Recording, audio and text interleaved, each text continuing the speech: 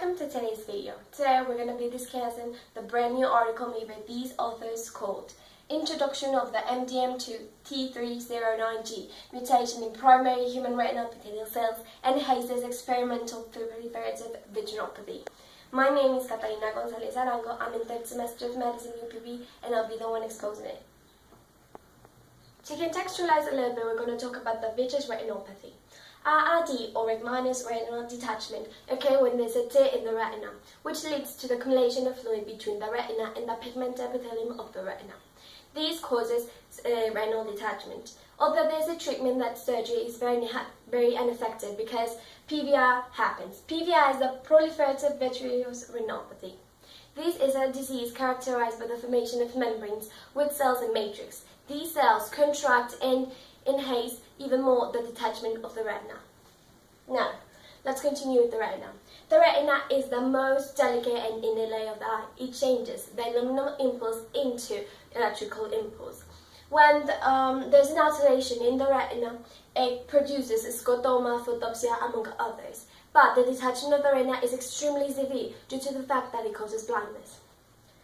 Now, the MDM2 is a gene and a protein in the cell that regulates the P53. The P53 is a protein, also a gene, that controls the cell proliferation and the cell cycle. It induces apoptosis when it finds a damage in the DNA.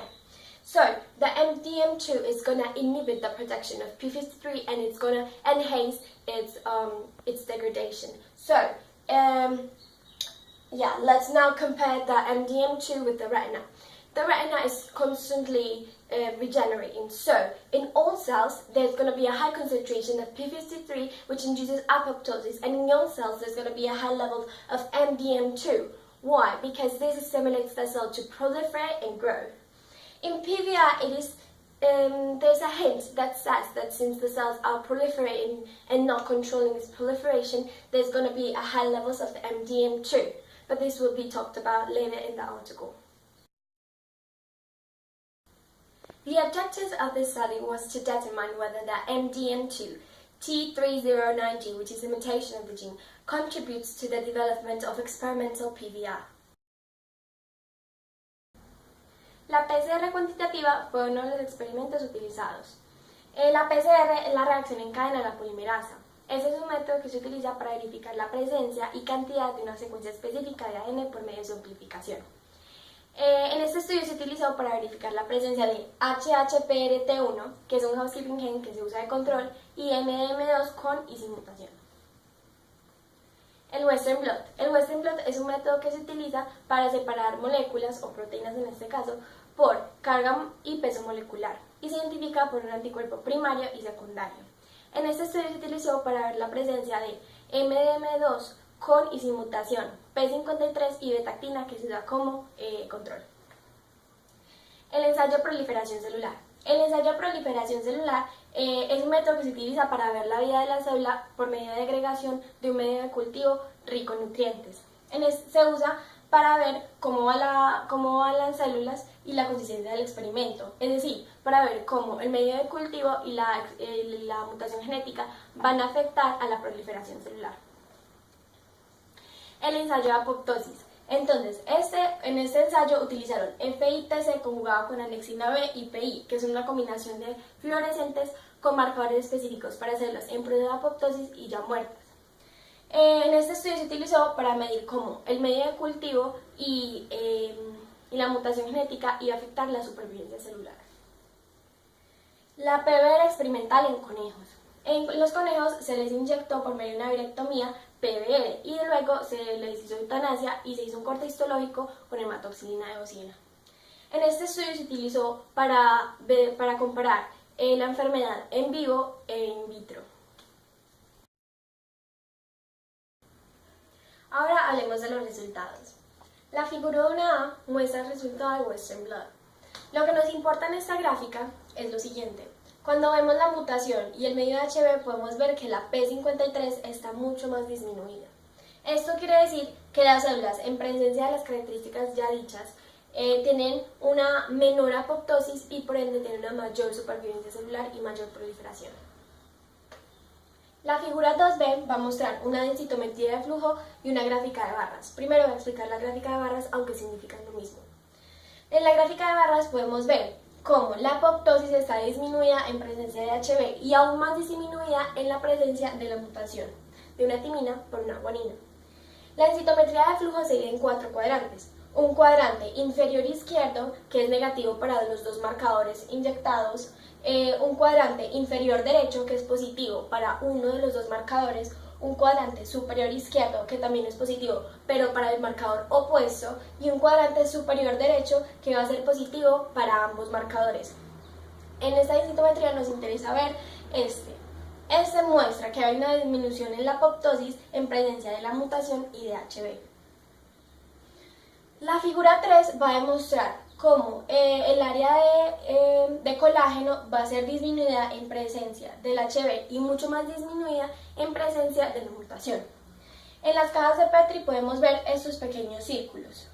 Esos círculos son el área del colágeno formado. Entonces podemos ver que hay una menor área en presencia del medio de cultivo rico en nutrientes y de la mutación. Esto quiere decir que las células van a tener más tendencia a contraerse y dar desprendimiento de la retina. La figura 4b tiene 0 y 1, que van a ser para células no mutadas. Y la imagen 2 y 3, que van a ser para células con la mutación. Podemos ver, como se muestran en estos círculos rojos, presencia de células en la capa limitante interna. Esto es patológico. ¿Por qué? Porque estas células van entonces a formar el colágeno y van a dar una contracción de esas para desprender la retina. In the discussion, we'll be treating 4 different statements. The first author said that the eye is an ideal target for gene therapy as it's easily accessible and immunoprivileged. I disagree with this because I do think the eye is immunoprivileged, but I don't think it's easily accessible. These two authors said that the CRISPR Cas9 system is a new and powerful tool for the targeted introduction of mutation. I agree with this. Then the third authors said that the growth factors increasing PVR, such as these, may be essential drivers for the PVR pathogenesis. I agree because, as we saw in the results, a medium with rich nutrients induces cell proliferation and survival and decreases the apoptosis. The last but not least authors said that the agents neutralizing these growth factors blocks experimental PVR induced by fibroblasts.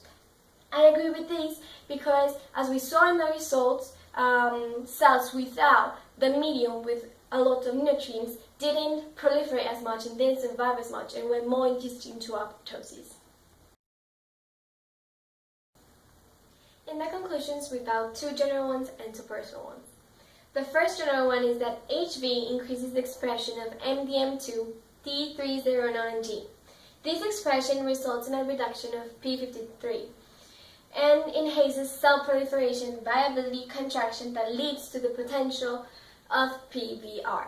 Then we found also that the CRISPR Cas9 system is a new tool targeted for target induction that will be helpful to induced models. For the personal ones, I found that this type of approach is extremely important, especially because vision is a massive factor in someone's life quality. Therefore, investigating in a common disease and making advances towards the treatment is extremely important. Also, finding a treatment for these types of pathology is crucial, since the treatment can save a large amount of money nowadays spent in ineffective surgery. Bueno, ese es un mapa conceptual que resume todo lo que ya dijimos. La retina es una capa del ojo que sirve para la visión. La retina tiene células que se controlan por la P53 y la MM2. Estas dos se regulan entre sí.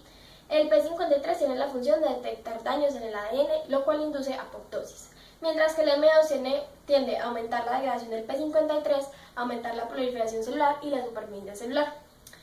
Por medio de la CRISPR Cas9, se mutó el MM2 para crear MDM2 T309G. La P53 y esta nueva mutación se van a ver alteradas en la retinopatía proliferativa. Como habíamos dicho, la retina se puede dañar por desprendimiento de la retina regmatógena. El normal tratamiento es la cirugía, pero se produce vitreoretinopatía proliferativa. Esta patología normalmente forma membranas que se contraen y producen desprendimiento de la retina para producir la ceguera. Pero estos dos componentes mensurados ya se ven alterados acá. ¿Por qué? Porque el MM2T309G se va a ver aumentado y la P53 se va a ver disminuido, para así aumentar la supervivencia de proliferación solar, que va a formar membranas que se contraen, producen el desprendimiento de retina y en consecuencia van a producir la ceguera.